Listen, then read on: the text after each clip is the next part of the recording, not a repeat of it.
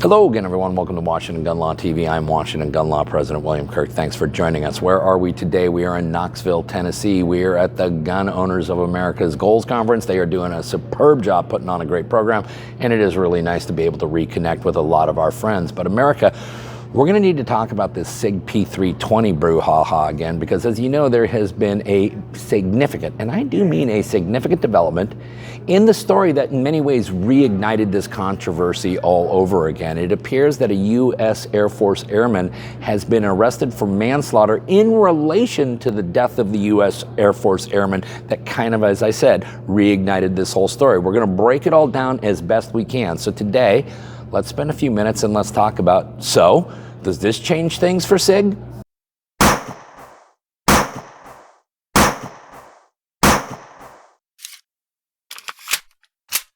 Okay, America, listen, we're going to have to circle back on the P320 issue. Now, as a disclosure before we get too deep into it, I am not a Sig fanboy.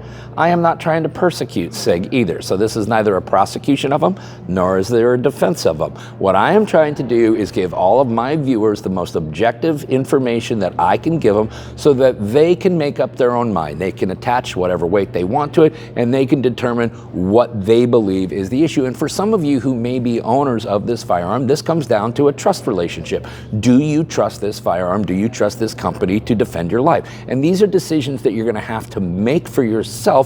My job is to help you get that information so that you can make those decisions. Now, we learned in just a little less than 48 hours ago that a United States Air Force Airman had been arrested in relation to the death of the US Air Force Airman that took place in July, which, as you know, was kind of the whole precipice for getting this whole controversy kicked up again. Now, interestingly enough, I want you to know that after an investigation, this individual has been arrested on the following three charges: making a false official statement, obstruction of justice, and involuntary manslaughter.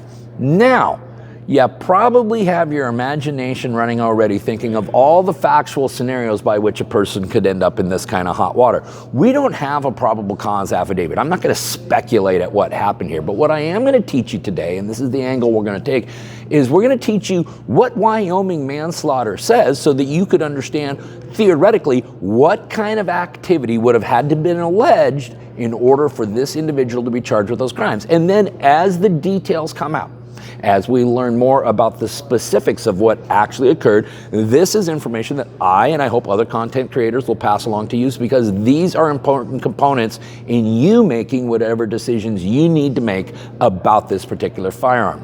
Now, Wyoming manslaughter law is defined in Criminal Statute 6.2.105, and shockingly, not that different from manslaughter laws in most other states. The Wyoming manslaughter law reads, "A person is guilty of manslaughter if he unlawfully kills any human being without malice, expressed or implied, either 1. voluntarily upon a sudden heat of passion, or 2. involuntarily but recklessly, except under circumstances constituting a violation of WS 6.2.106b. Okay, so that's what the statutes in Wyoming say, but let's break it down to you in more simple English terms. Okay, two types of manslaughter. One is voluntary. Voluntary, according to the state of Wyoming, is where you do it with sudden heat or passion. So apparently you have some kind of a mental freak out, you then act out upon it, you kill someone not intending to kill them, and that is in fact voluntary manslaughter. Involuntary manslaughter, and that's what we're dealing with here, is when a person engages in a reckless act and that reckless act results in the death of another person. What do I mean by a reckless act? Well, negligence is usually, I didn't realize there was a risk, my bad, and you're negligent for not realizing there's a risk.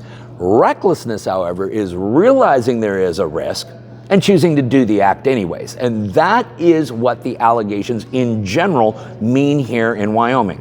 In fact, according to Wyoming law, recklessly means acting with a conscious disregard for a substantial and unjustifiable risk, where the disregard involves a gross deviation from the standard of conduct that a reasonable person would observe in the situation.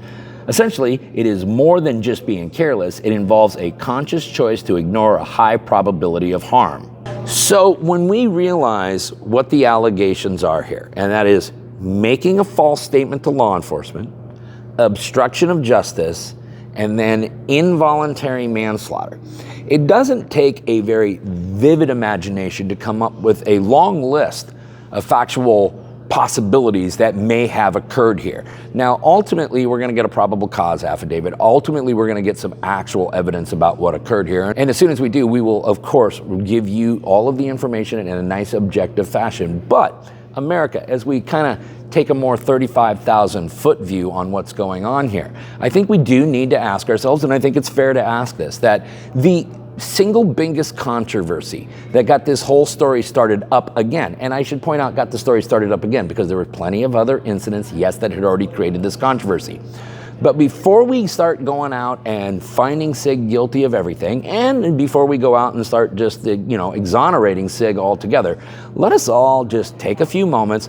Let's let the information come in. Let's digest it together, and together we will figure out what truly is the problem here.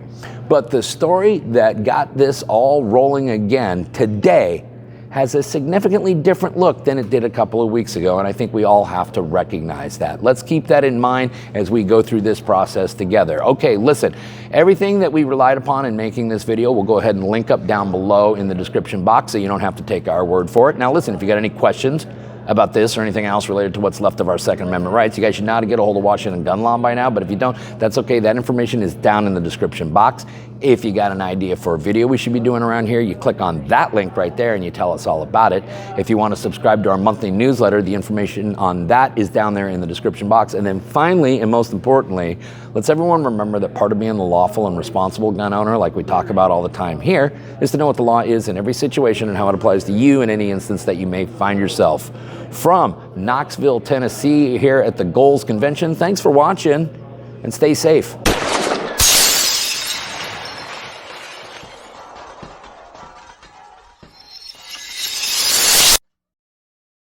First individual on call, and for whatever reason, if that goes through, we have actually 3 layers. So we have another and another. So if it continues to ring, it goes from one phone to the next to the next. So we're betting on our chances. The highly compensated team that we have is going to take that phone call. Mm-hmm. And then from there, they have that privilege, right? They have the attorney-client privilege and that right to share with them, our attorneys, of what just took place. We have a nationwide team of attorneys that's going to be able to reach out to our Arizona attorney to get them on the horn immediately. You know, we've had cases all over the country. Now, you're not truly prepared unless you have right to bear back you. You will always get an attorney-answered hotline, so you will always have a confidential phone call. There are no cap limits for either civil or criminal defense. This covers all forms of self-defense. So from a fist to a firearm, from a fat lip to a dead body, you are covered, and you will have some of the nation's most passionate 2A attorneys in your corner fighting for you. And right now, if you visit my friends at protectwithbear.com and you use the promo code WGL, you will receive 10% off. Listen, you need to protect yourself so that you can protect them. Visit my good friends at protectwithbear.com.